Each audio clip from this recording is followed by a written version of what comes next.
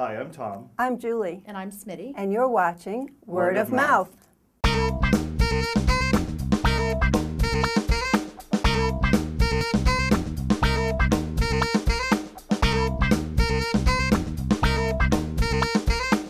do not believe you. Sitting here watching the baseball game, drinking beers. Don't you have any sense of what's going on around you? This situation is fraught.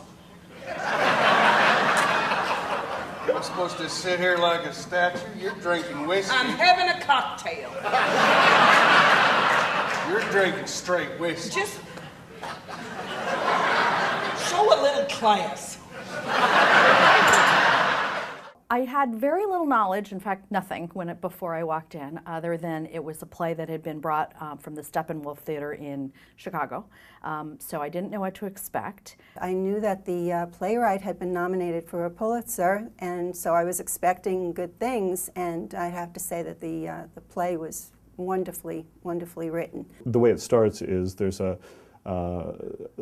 large family, and the patriarch of the family has disappeared, and the entire family descends on their family home to kind of try to sort out what caused their father to disappear. You also learn in the course of the play that the inadequacies, or whatever you would call them, of the patriarch and matriarch harken back to their dysfunctional families, and now it's being visited on a new generation. They address alcoholism, they address pill popping and drugs and infidelity and children whose fathers aren't who they think they are, divorce, pretty much, everything. I think it's about kind of the world spinning out of control, and how how a family dynamic, a really dysfunctional family dynamic, can kind of mirror kind of what's going on in the larger world. In a way, when I started to see the number of dysfunctional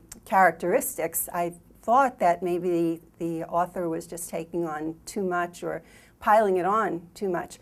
But this play has an aspect of humor, so that it's very, very different from what you would associate purely with a dysfunctional play. It has all of those characteristics, but it has enormously funny lines, funny performances. First you feel a little strange that you're laughing, because this stuff shouldn't be funny that you're laughing at this, but the writing is really good, and it really keeps you from feeling too terribly bad that you're laughing at all these tragedies. Oh, I forgot suicide. There's suicide in there too. It's a Steppenwolf play, and when I lived in Chicago, I used to see a lot of things at Steppenwolf, and so I knew a lot of the actors from things I'd seen them in Chicago.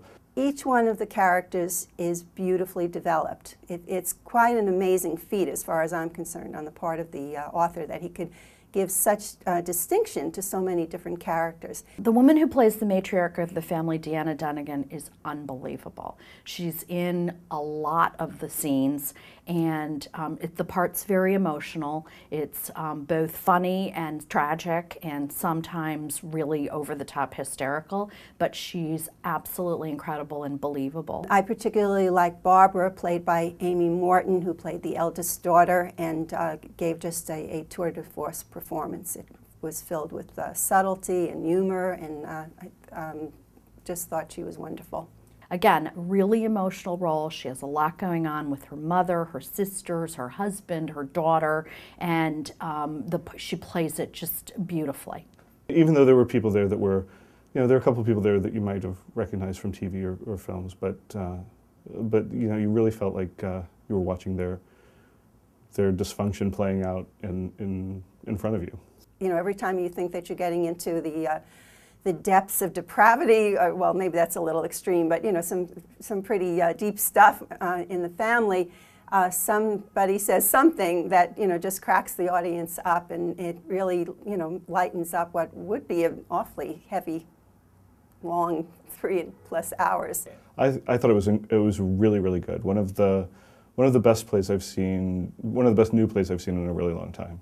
You don't feel bored. I wasn't fidgeting, mostly because you don't know what's going to happen next. You're kind of really into the plot and waiting to see, and also because they keep unveiling yet another dysfunctionality and yet another detail and yet another secret, so that kind of keeps you going. it's never boring. My partner is notorious for falling asleep at things, and he was awake the entire time and enjoying it. It's not for children. It's very much adult themes, but it's not so deep and serious that you were going to leave the theater depressed, and yet it's not a comedy, and if you're going for an uplifting experience, it's not quite that either. So it's a dark comedy, and for those people who like that I would highly recommend it. I would not hesitate to recommend it to any of my friends. I think, you know, anybody who's willing to give a legitimate play a shot should go see this play. It really delivers. You don't want her here. I don't know what she's doing here. She's a stranger in my house. There's an Indian in my house. You got some problem with Indians, Violet?